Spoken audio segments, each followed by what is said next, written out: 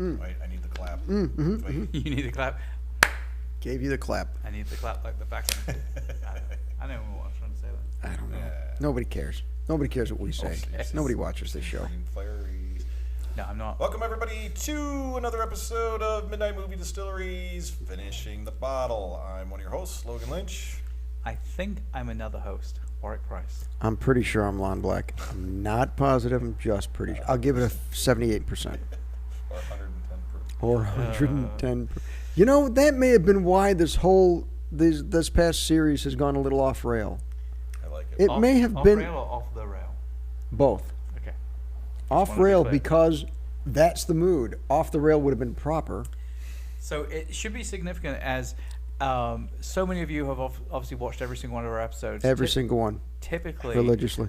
And the entire reason why we call it Finishing the Bottle is that we... Well, which way are you going? Yeah. You got to move it in a little. It's cut off. I think that's the outside edge. Yeah. You got to get it at least in the gap. Look where mine is. The gap. Look where mine is. Okay. Close enough. Stay clear of the doors. Now it's blocking Logan's face, which is just fine. Anyway, so as you will all know, Finishing the Bottle typically by its name is us picking one of the alcoholic drinks that we have drunk over the previous 2 weeks. Now this is 3 weeks later, and finishing that bottle, or at least drinking more of it anyway. So over the last 2 weeks, I will keep this pretense up. You're not fooling anybody. We're not fooling anybody. So for what was the first movie? Oh, The House of Jack Built. Wow. We drank. I want you to drink one more. Absinthe. 110 proof. Real wormwood and absinthe. Ultimately, at the end of it, it's like other than the smell, which I thought was vile, was actually pretty good. I'm sorry. That's weird because we already had the other Scotch like a week ago. Must have been like holding back in there. Anyway, so that's really good. Then the last episode, we had Kirkland's finest, and don't need to say much more than that. That wasn't very good. Does it say it's 100 proof? It does say 100 proof. You taste every proof on that one.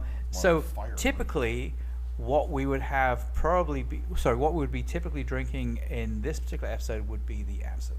Yes. However, we are all at Ghoulish Models at 228 West Main Street, St. Charles, Illinois, and have to drive home. Yeah. And it's like midnight, something like that. No, it's 10. No, it's 10:40. 10:40. Is it really? Yep. It is. But we're no. The thing is, way. I think we should. This might have to be. We might have to do another episode just with absinthe. Like at Lon's Bar. Properly, the proper way. You mean, the like proper with a drip way and all of- that. Yeah, where you know where we see things and then we record them and we'll review it to make sure it can go up. But then we gotta review a really mentally fucked up movie. That. But the point I wanted to make in my rambling was that ultimately, whilst we would normally finish one of these fine, well, sorry, why did I point that one? That's not fine. Pseudo fine alcoholic beverages. Instead, we're drinking beer because this is probably probably the closest thing that we would want to drink and still be able to somewhat drive home. Yeah, 110. I mean, that one's way too hot. I agree. That. Logan, I love you.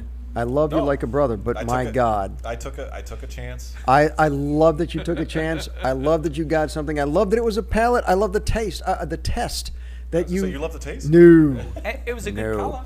The color was great. The smell was great. But it was one of those that you did. It was like a palate tester. I love that. I think that was a great thing until the second it touched my lips. Then your name became shit. So, I agree. Yeah. No, that's why I thought it'd be fun, just to try and hide as much of it as, because I knew it was going to be it could have been the best thing ever for the cheapest price, or it could have just been swill. So I mean, admittedly, it's like I don't know, all of us have been to Costco, but like most of us have probably been to Costco or Sam's Club, and you have the own brand product, and you know that at the end of the day, those are made by regular name brand companies. Yes, but it's the stuff that doesn't make the cut, I think.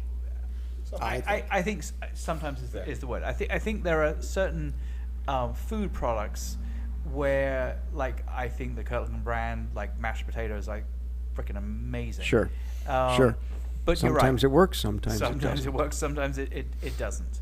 And in this case, it did not. It did not. No, sir. Struck out. No, sir. But the whole point of really even getting those two, well, that was not so much necessarily a serial killer bourbon, more or less a palate test, which I loved, and it was fun. Oh, did you have a tie-in with that? Yeah, the way I was going to tie it in was it's mysterious, right? Like, we didn't know what we were getting. We were trying to, it could go one of two ways. It could be like the movie. It could be, the house that Jack built where it's like it's sophisticated and maybe we just don't understand it. We're testing our palates. Or it could have been, the Clovehitch killer, it's a good idea, but it's, See where I thought you were going to go, and personally I thought would have been more successful, would have been for the Clovehitch killer. That was an everyday person, an everyday family, the kind of person that would go to Costco and buy that whiskey. That would have been good. You just insulted Logan when you said that. But I did it subtly. What I think would have been the smart way to do it instead of the butt-fuck dumbass way you did it. Well, and that's where I wasn't sure if we wanted to, because I could have spun it either way, right? Like, but that's the thing is, I don't even think this would be considered an everyday man's whiskey. Like, what would it be? Absolutely, it would. Really? Like, oh my God, yeah. If somebody was that, it wasn't as much burn, and it was just no. But again, an uneducated palate would think that that's something. That's the key. Really? The key again. There are undoubtedly. Do you think they like it maybe because of the burn? That's sort of like because some people drink Scotch. I don't think it's the burn. I think they don't know any better. I think the point is I'm someone that shops at Costco because I have a big family, and that's the only way I can afford to feed myself. I want a Scotch. Kirkland brand. It's like I like all their other products that I buy from them. And it's cheap enough. I'll try it. Yeah, that's kind of where I was at. I don't think anyone with a refined palate, or even a palate that has tried more than a handful of whiskeys, would drink that and go, yes, this is the top. I'm going to buy this again. This is for the party that you're about to have at the house, and your wife didn't plan. She planned all the food, and you're like, oh shit, I better get something because I know cousin Bob likes whiskey. I better get something. And they go and get the Kirkland giant bottle of vodka, and they get the Kirkland giant bottle of whiskey, big trays of shrimp, and a big tray of Kirkland's defense, little circle sandwiches. Some people in taste. You get it. You're a fan of that. They thought it was Grey Goose. I remember. Well, I don't know. It might be. I'm not a vodka guy, but I remember you got that one time. We were doing a live show, and you had gotten that one for the not the intestine, the bed and breakfast, the dead and breakfast. The what do they call that? It was tequila or something. You got the Kirkland tequila and cranberry juice. Yes, the bladder infection. The bladder infection. You were a Kirkland guy back then. I remember seeing that Kirkland shit. Well, yeah, but that was the point for that. I mean, you could get a gallon of it. And it wouldn't matter. But that's the people who get that. That's why when you're getting it for that. It actually does work for the Clovehitch killer. I don't know that you would have had vaguely the same argument for the House of Jack. No. Because I think he was sophisticated. He was sophisticated. He was Mr. Sophisticated. Mr. Sophistication. Sophistication. Absinthe, people. Absinthe. So it kills brain cells. That's what. So honestly, though, this is what's upsetting about this finishing the bottle is I want to finish that bottle. Oh yeah, but that's not upsetting. I want to tap into it too. Would kill me. I do want to tap into it too, but I think. Kill me, but I would have a fucking blast. Yeah, but I think the sugar drip would have been a good idea. I think a mixer would have been a good idea. That still isn't up. So there's a Sazerac. We talked a little bit about this off camera, but a Sazerac that has an absinthe wash in the glass, and then it has a rye whiskey typically, but you could do it with any whiskey in there. And we could have done something like that. That has also a little bit of orange, a little bit of bitters, a little bit more to it than just those two ingredients. But that's a wonderful drink. But I think that would be ruining this. Okay. So you wouldn't want me to dump that in there? I don't think so. No. No, I don't. We didn't talk about the price. Absinthe is pretty expensive right. in Yes, general. We talk about that. So do you have a guess for that price? $79.95, Bob. I'm actually going to go with 94. So I will preface it with this, is that I did buy it in Indiana, and we know that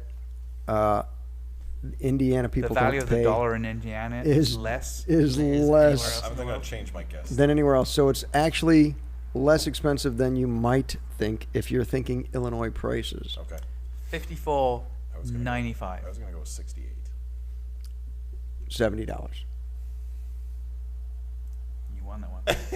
You were closer. on You the were first one. before though. Yeah, The you said initial one, you 74, still had and it more so, but No, so that's honestly, I feel like that's a good price for that.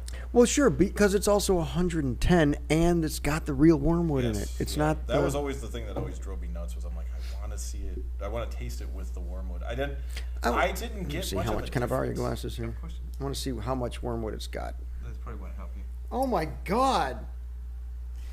You What the fuck? You want these glasses? Jesus Christ! Are you blind? There is a reason. These are my driving glasses. Oh my God! These used to be my regular glasses until I got older, and Wait. and now I have reading glasses, but I refuse to get what are those called? Bifocals.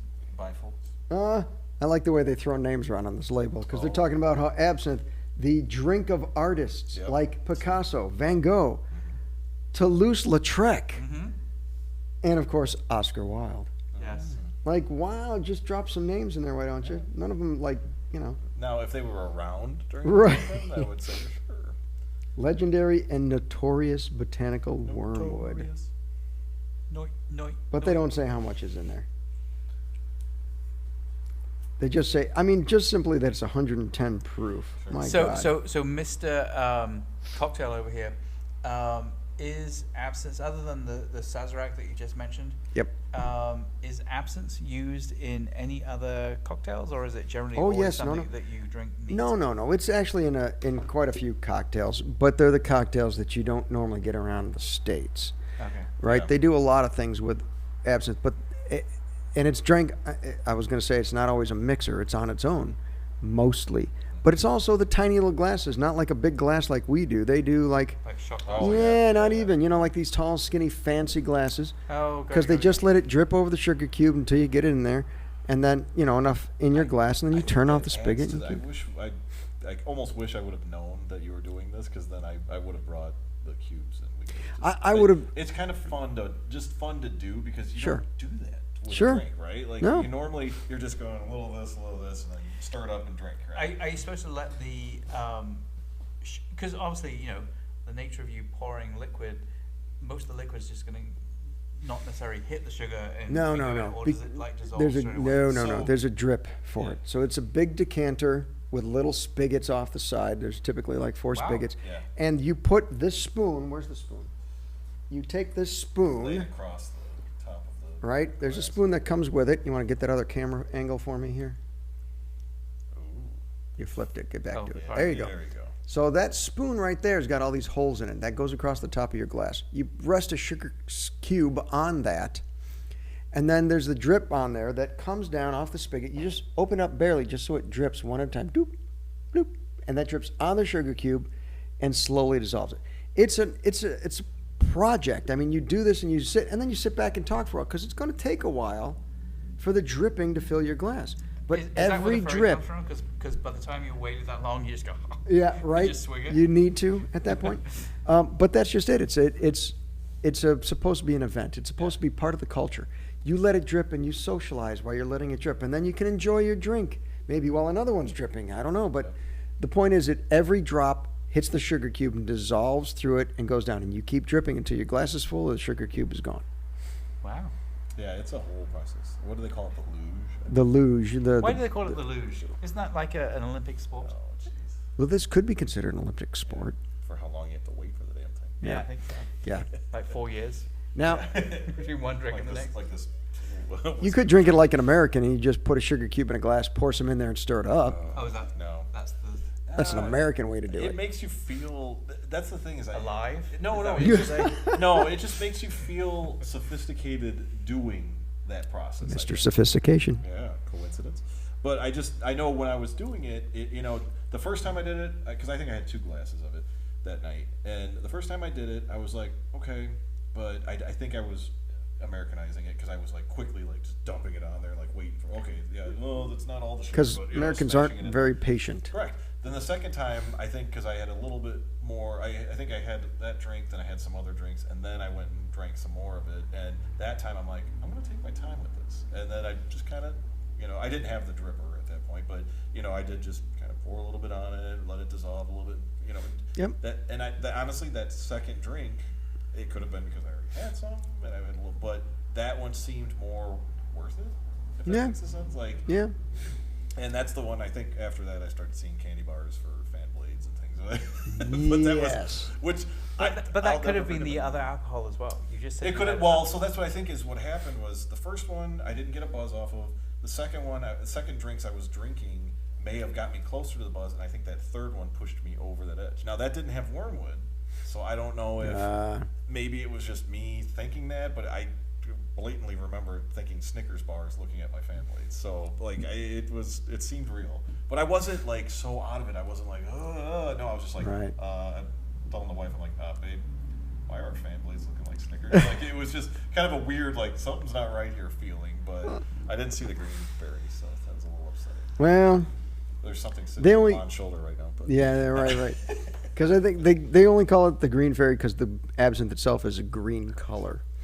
But the magic fairy, of course, because you get high. But anyway, buffs the magic. So that's the liquors of choice.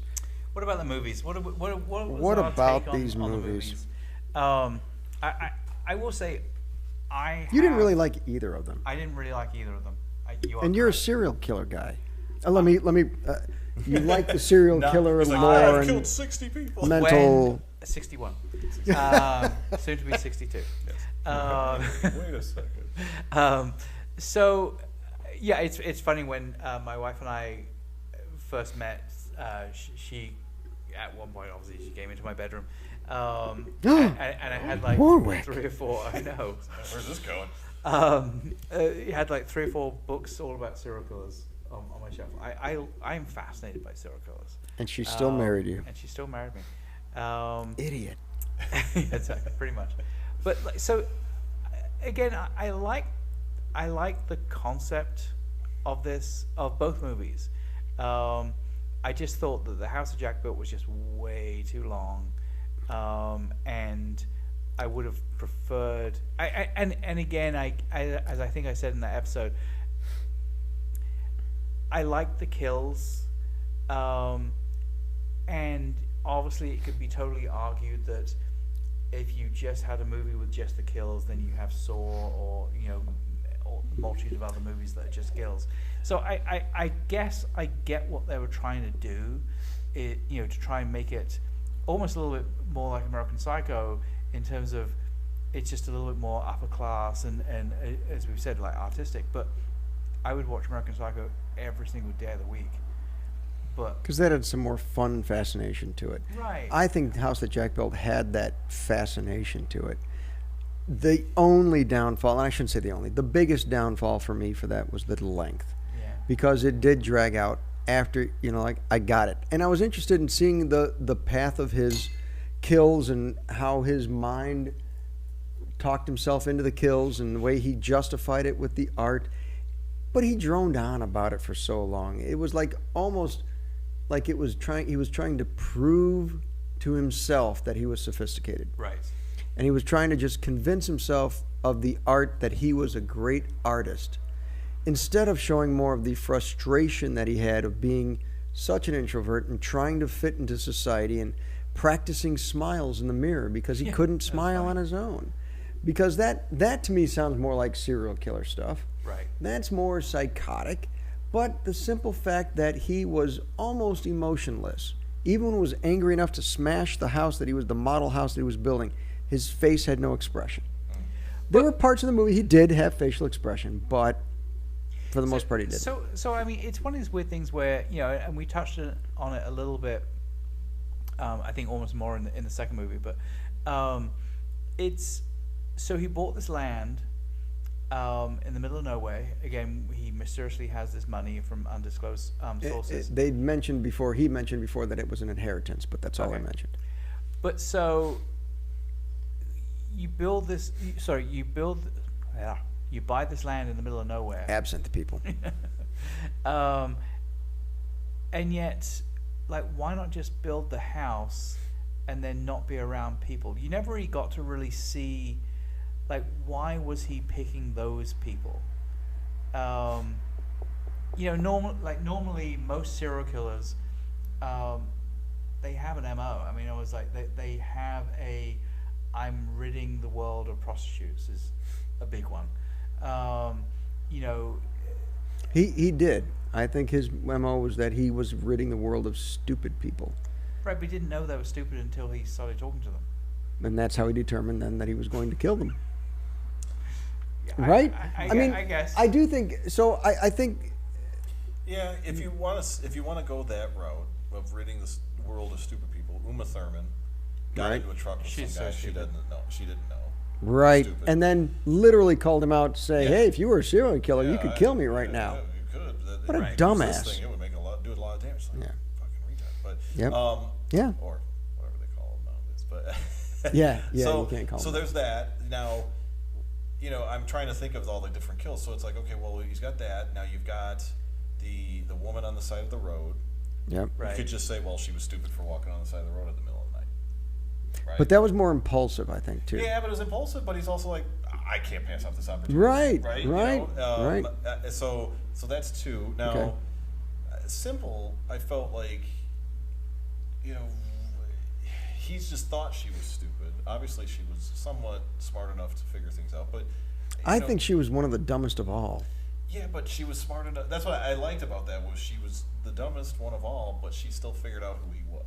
Right, but he almost like laid that in front of her. Yeah, he did. He almost told her right out. But I mean, so the thing I have a hard time, and again, maybe this is just the psychotic nature of Jack, but the point is, it's like the assumption again is at the point you see Simple, Jacqueline, I think, yes, an actual name is.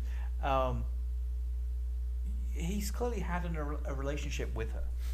Like, this is not the first evening that he has been and he also said that was the closest he came, right? No, because he had the mom and the kids. He had a relationship there. The closest he came to loving someone. Like, he said he liked her. He had more feelings for her than he should have, that he thought he should have, or something like that. About Simple. Okay. But again, my point being the fact that, so those are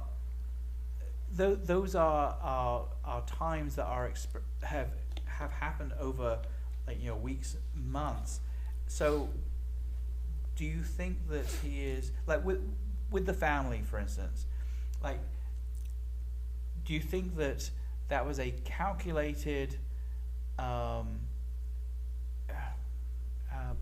trajectory? I don't know what the right word is, but where it's like, he met the mother, found out she had kids, became friends with the kids. Hey, let's go camping. It's like those are things that happen over like weeks. Like no woman in her right mind would take her 2 kids camping with some random guy that's bringing a gun along, unless he'd known them for a while. And so, right, exactly. Do you think that is him? His whole point was to get to that point where he gets to kill them, or do you think he goes into that relationship that maybe this is the one that's different, maybe this is the one that I'm gonna be with? And Simple is ultimately the same thing. Obviously, with a single woman, it's probably just a little bit more simple to kind of create that relationship and get to that point where you could kill her.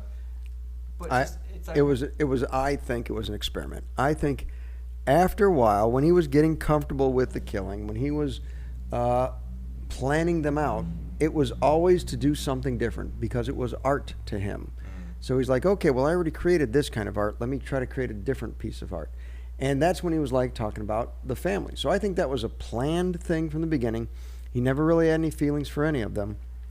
It was a game to him to get to a certain point where he could shoot them in the field and like an animal and do the honor thing with the animal because he thought he was honoring them by doing what he did. Yeah, Virgil does say to him at one point when he's talking about the family, he's like, "Oh, you did. You did have a family. You did have a family. You did." And he goes, "No, hold on, Right. So, I do believe I think it's kind of a mixture of both. I think it was more of an experiment, but could it also just be him claiming it's not? I didn't have any feelings for him, but that was his way because he mentioned that was the easiest way of justifying it. Yeah, because then it was like he did mention, well, it's like the walking under the lights, Maybe it took a longer time sometimes between the lights, and then once he got to a certain point, he's like, all right, well, I already built up this trust, so you know what, I need to kill somebody. These guys are, I've been working on this for 6 months or something like that, or a year. I will say literally one of my favorite parts of the entire movie was I don't know which kid it was, but where he had them in the freezer, and he was always propped next to the door when he was like, with the biggest smile on his face. Because he made Grumpy smile. That was his service to the kid. So he taxidermied a child. Yes. It was so funny. It is funny because it's kind of off. He taxidermied a child. Like That's hilarious. He's like just off there, and you just see this. Yeah. It did look fake. It did look fake almost. Well, obviously it was, but it did look so. Yeah. It did look. I don't think it looked so fake. That would be bad. But to me, that whole thing is this is the point, and to me, this is the good part of that movie. When I say good part, the interesting part of the house that Jack built is there were so many different metaphors going on, and one was art, the subjective side of art, that what one art person thinks is art, other people might think is horrific. The second of the building the house that Jack built, where he couldn't find the right material until the very end, and then Virgil helped him figure out the right material was what he'd been working towards all along. Right. And then the third thing about him and his psyche of not having any personality, any feelings, any sort of joy. This was something that he did because he needed to do it, and he justified it by calling it art. So to me, though, and then of course, then you throw in the whole thing with who Virgil was, and the whole Dante levels of hell, and how those work together. Yeah, they beat the shit out of the topic. They really overdid it, but there was a lot going on there, and I think that whole thing put you in the context of the mind of a serial killer. The description they had of the whole lamppost where you're seeing under this, and the longer your shadow becomes, was when you're fulfilled, and then when you're getting closer to the other one and it shrinks, that's until you get under that light, then you need to do it again.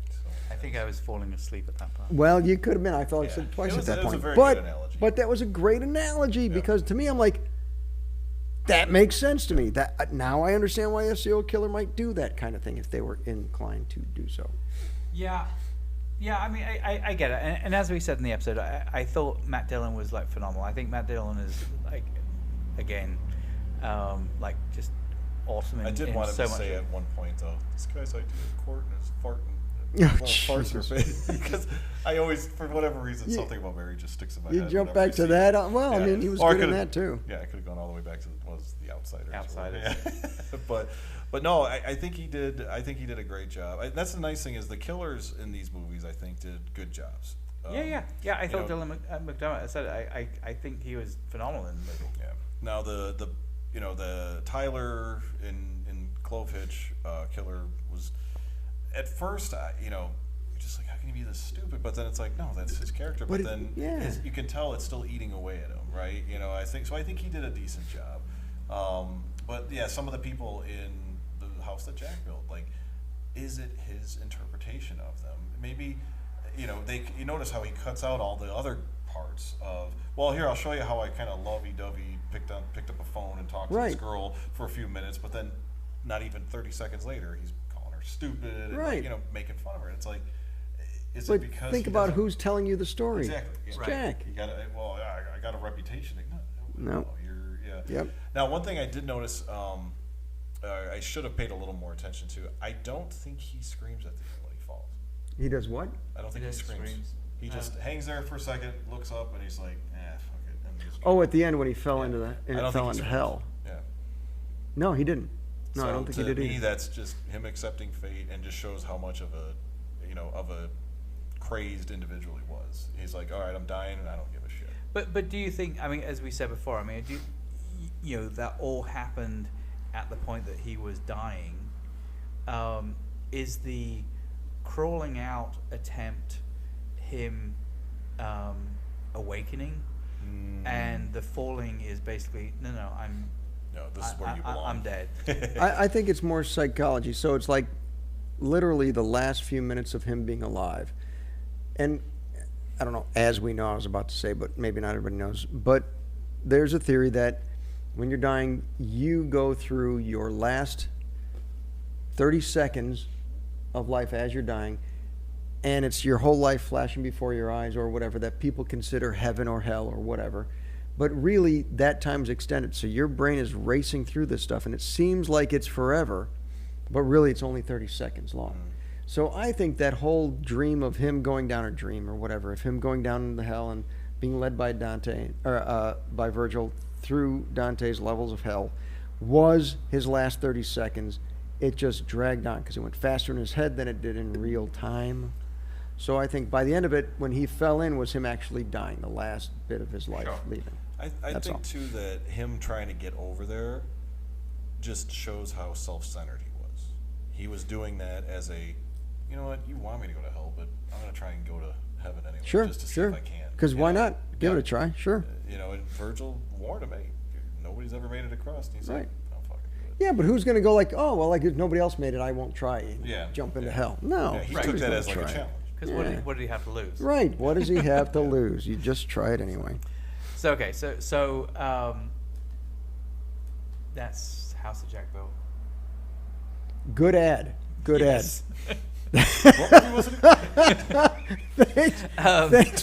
Thanks for helping us out with that one, Warwick. I get a participation trophy for that. I appreciate the time you put into thinking that one through.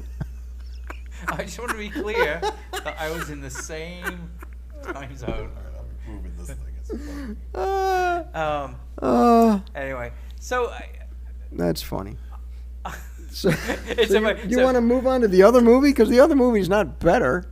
No, the other movie is not better. Like I would actually say artistically, the first movie, The House of Jack Bill, is probably artistically better. I think, the way it was shot was definitely more artistically done.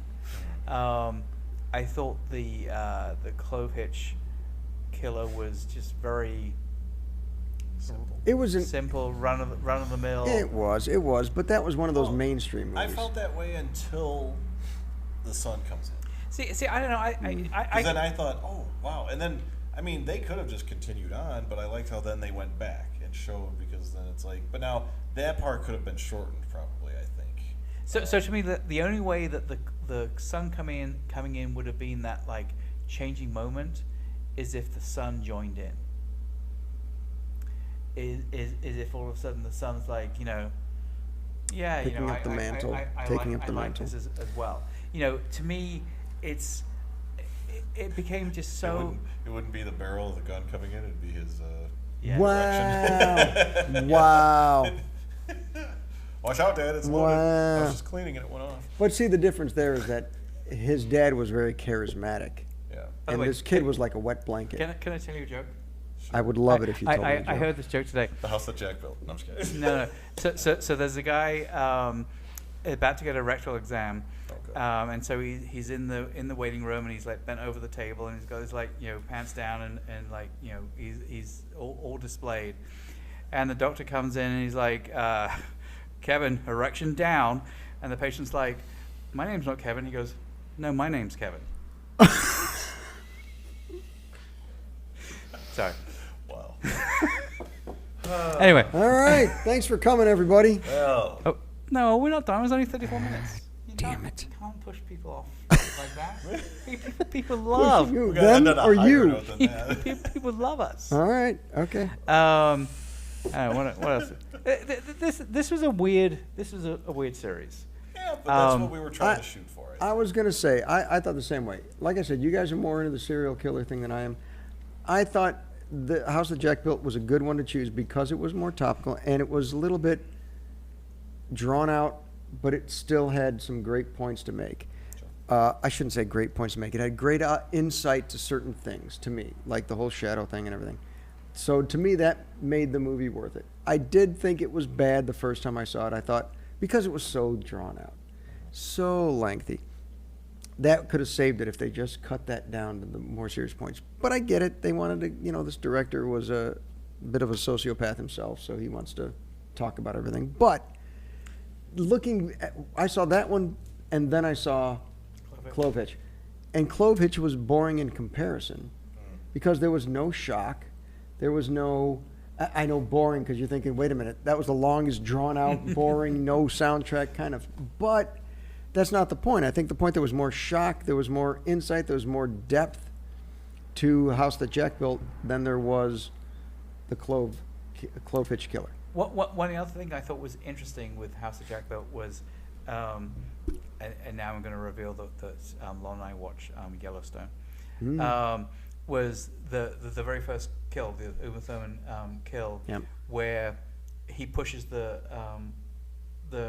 car down into the ravine, but somehow still can be seen. The car still can be seen. Yeah. But it sits right on the border from one county to the other county. The no man's land. And so no one from either side really wants to claim. Yep. Your ownership of it, because they don't really want to can't be bothered, and so it sits there for years and years and years, and no one ever really. And as Yellowstone taught us, that's where you dump the bodies. Yeah, that is the train station. Yep, that's the train station. Very good, very good. I like that. I have not seen Yellowstone at all. Yeah, well, at this point, you never will get to, because they're going to just let it die on its own. I'll come in one day and start talking about it. Been like, you guys will be like, I saw that 6 years ago. It's been like 3 years since came out with it's the middle of season 5, and it's been like a year. Yes. The fuck? And now we have Get the your actors shit strike. together, Yellowstone. And the writers' strike. It'll never happen. That's why you'll never see it. But by the way, this is really going off in tangents. That's what we do. Have you seen Special Forces Lioness? What the fuck is that? That's the new Tyler Sheridan TV show. Really? Yeah. It's on. Special Forces Lioness. Oh yes, with what's her name? Zoe Saldana. No. Well, she's in it. And don't say no. Yeah. No, she's in. But that's not who I was thinking of. No. You're talking about Tom Cruise's ex-wife. Yeah. Nicole. Katie Holmes. No. Okay. Before Katie. Zainu. Nicole Kidman. Brown. No. Simpson. Nicole Brown. She would die to be in that movie. Wow. Anyway, yes, I have seen the attractions for Anyway, that. it's really good. Trailers for it. Well, we have really gone off topic. We have, because you know I can what? bring us back if you'd like. Okay. Bring us back. So it's actually kind of a trivia too. What other Lars von Trier movie was in House That Jack Built? Oh, they put another one of his movies in that movie? Melancholy. No. I think there's actually a couple, but I don't know all of his movies. Oh, there's a big one that we should probably do. Begins with C. Nope. Well, C's in it. That's why I said Not at the beginning, though. Is there an A in it? There is. Can I buy a At the vowel? very beginning. Oh, A something. Antichrist. We should probably do a review of that at some point. So I do want to point out, I think I talked about in that episode with the House That Jack Built that he was banned from America, and that's Right. not actually true. He was banned from the Cannes Film Festival for claiming to be a Nazi. Oh yeah, he made weird Nazi. He always things. did Yeah. those comments that were just like, people were like, "What the fuck are you doing?" But that was it. So I just wanted to clarify, he didn't actually get banned from the United States. Because there was Ban hammer. he did. Jesus Christ, dude.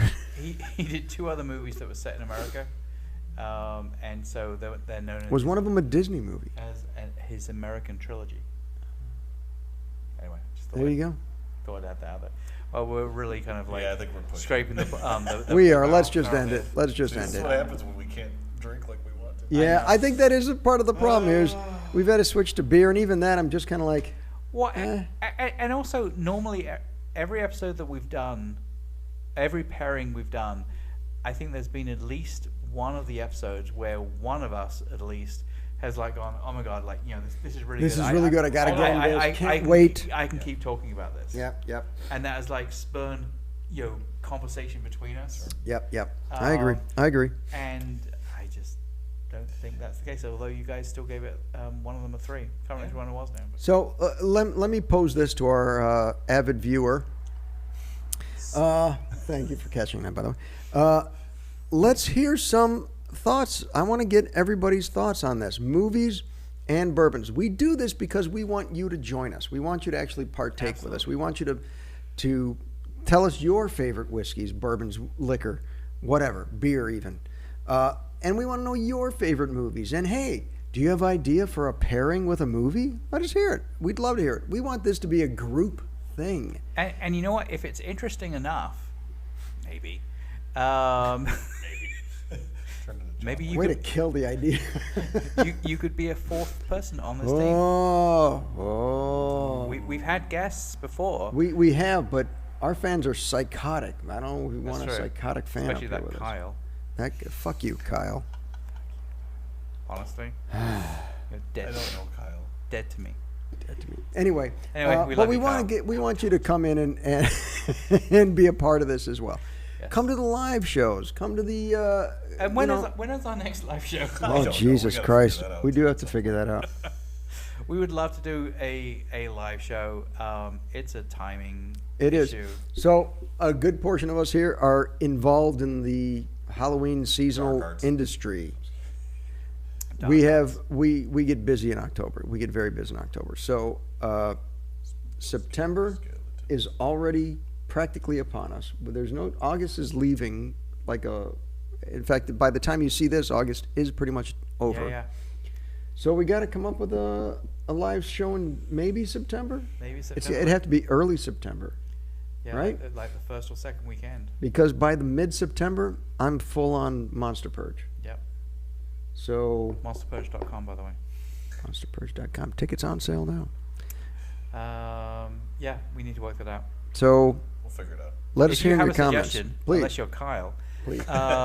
For a movie that you'd like us to. Well, actually, you know what, Kyle, you can make a suggestion. You just need to show up for this one. Then put it in the comments below and let us know what movie you think we should do for a live event. And what would actually be even cooler is if you could come up with an idea of what whiskey we should do for that live event. And if you want to buy us that whiskey, that would be even cooler. It'll never happen. It's Kyle. That's true. And I do want to mention thank you to the fans who have been coming up and saying hi during the shows. I greatly appreciate it. I had a couple come up to me at the Flashback Weekend show in Chicago, and even the husband that was with them, or I don't know if they were married, but the couple there, she was asking about horror movies. He wanted to know about bourbons. It was perfect. It was great. It was a lot of fun to talk to you, and come up and say hi sometime. Anytime you see me at a show or any one of us at a show, come on, say hi. I'd love it. Awesome. Yep. All right. Thank you very much, everyone. Thank you. Sorry, this is not sorry. This is a short one. Sorry, not sorry. Not sorry. 3 minutes. We're good. We should do more of them that are shorter, I think. I think so. I think the viewing audience would. You like them to be shorter? They fell asleep probably about 20 minutes ago, I think, Sort of like when we were off on our third tangent. I think so. All right, everyone. Don't Thanks say for coming. Folks, like, comment, subscribe. Love you, though. We'll see you on the next one. Social media. Oh, social media is going to be right here. Okay, now you can Why is get it rid fine? of it. This is straight in my head. All right. It is. Like total angle. I'm going to put it over your face. All right, everybody. Bye. Okay, bye.